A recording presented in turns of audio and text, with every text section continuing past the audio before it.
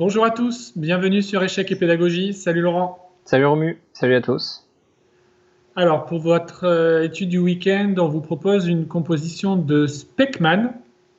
Donc le trait est au blanc. Donc comme d'habitude, on vous invite à mettre sur pause la vidéo. Alors je ne l'ai pas dit, mais il faut gagner. Parce qu'on a une pièce de plus quand même. Donc en général, on essaie de gagner quand on a une pièce de plus, même si la situation est loin d'être évidente, comme vous allez le voir. Donc, cherchez bien la solution et ensuite, une fois que vous êtes certain d'avoir trouvé, vous pourrez enclencher la vidéo et comparer avec la solution que Laurent va nous présenter tout de suite après. Alors tu nous as dit qu'on avait une pièce de plus, mais c'est pas pour te contredire, hein. Malheureusement, on ne devrait pas la garder bien longtemps. Pourquoi?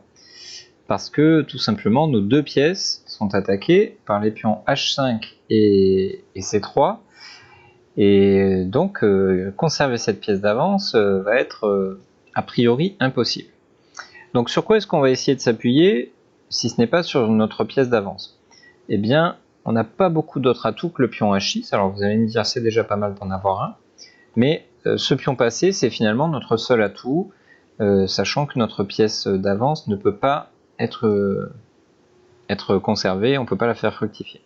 Donc si notre seul atout c'est ce pion passé, on va devoir essayer de se montrer malin et faire en sorte qu'il puisse arriver à la promotion, bien que notre adversaire ait un fou de case noire et qu'en plus il soit déjà installé sur cette case d'arrivée. Alors parmi les choses que l'on va remarquer, il y a le fait que le roi est sur A5, c'est-à-dire sur une case de la même couleur que notre fou, ça peut toujours être utile. Et on va remarquer aussi la présence du pion F5, qui est lui aussi assez proche de la case d'arrivée, même s'il n'est pas encore passé dans la mesure où il y a un pion noir sur E7. Donc notre roi, a priori, est peu utile pour l'instant, et nos deux pièces sont attaquées. Alors comment faire pour réussir à faire une promotion, pour mener à bien ce pion H6, on va dire? On va déjà essayer de vendre notre pièce d'avance le plus chèrement possible, ou le plus intelligemment possible, en jouant fou prend C3, échec. Et par la même occasion qu'on fait échec, on attaque aussi le fou sur H8, donc on force la réponse de l'adversaire, c'est-à-dire fou prend C3, et on a déjà réussi à faire sortir le fou H8 de sa tanière. Maintenant que le fou est parti, on va essayer d'en profiter, essayer de lui couper la route pour ne pas qu'il puisse contrôler la case H8, et c'est ainsi qu'on trouve le coup F6. Je passe assez rapidement sur ces deux premiers coups parce qu'il semble de toute façon qu'il n'y ait pas d'autre idée que celle-ci. On n'a qu'une seule idée finalement, c'est de faire une promotion avec notre pion H6, et on n'a pas d'autre occasion que celle-ci. Alors comment les noirs doivent-ils réagir à ce F6? Bien entendu, prendre le cavalier se heurterait à F prend E7 et on ne pourrait plus arrêter le pion E. Donc les blancs gagnent facilement. Et sur un autre coup qui serait fou prend F6, on échangerait tout simplement le défenseur de la case H8 et avec notre pion passé, on obtiendrait rapidement une dame. Donc ici, seule idée possible pour les noirs, c'est de jouer E prend F6.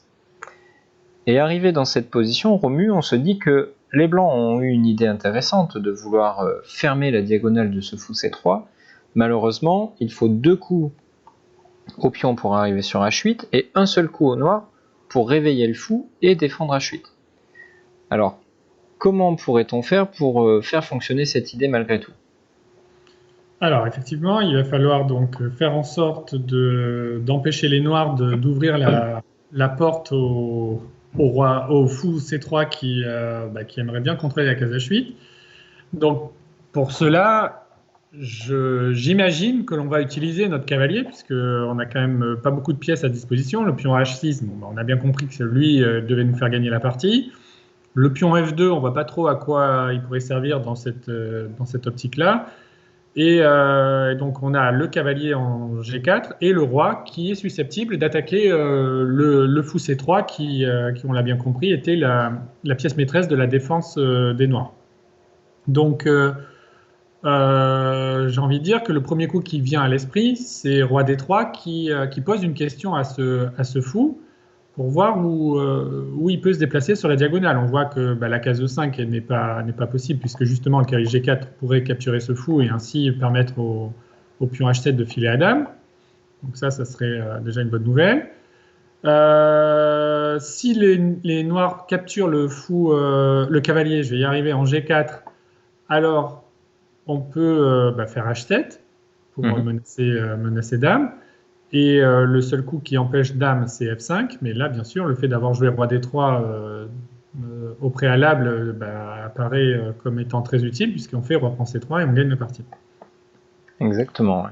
Donc finalement, le dernier coup, la dernière option possible pour les noirs, c'est soit d'enlever leur fou, soit de le défendre avec, par exemple, le roi B4, mais ça ne va pas changer la solution. Donc on va imaginer fou A1, par exemple. Le fou se met le plus loin possible du roi blanc et évite ainsi de se faire attaquer. Et c'est ici qu'on va avoir une idée absolument formidable et qui est le centre finalement de cette étude. Notre adversaire n'est plus qu'à un seul coup de solutionner tous ces problèmes, voire même de jouer pour le gain, avec le coup F5 pour libérer la diagonale de ce fou A1. Donc notre mission avec les blancs, c'est d'interdire l'ouverture de cette diagonale. Il faut par n'importe quel moyen conserver cette diagonale fermée et ainsi on pourra gagner la partie. Et c'est avec cette logique-là qu'on peut trouver ce coup incroyable mais vrai qui est cavalier E5. Alors ça a l'air totalement fou, mais grâce à ce coup cavalier E5, il va y avoir un blocus. Donc Romu par exemple sur pion prend E5, le coup blanc est relativement simple et évident. Si j'ai bien compris ce que tu as expliqué brillamment, je jouerais bien roi E4, histoire d'empêcher le pion d'avancer et d'ouvrir la diagonale de son fou en 1-1. C'est ça, on crée un blocus. Nos deux prochains coups, quoi qu'il se passe, sont H7 et H8 dame, et on va gagner facilement. Alors on se dit que les noirs ont la liberté de prendre avec leur fou, justement pour conserver l'option de jouer F6, F5, mais maintenant, le roi a fait des miracles, on avait l'impression qu'il ne servait pas à grand chose, mais en fait ça va être lui le héros de cette finale. On joue roi E4, bien évidemment on empêche F5 dans la mesure où il y aurait roi prend E5, le fou est pris et on va pouvoir faire une promotion.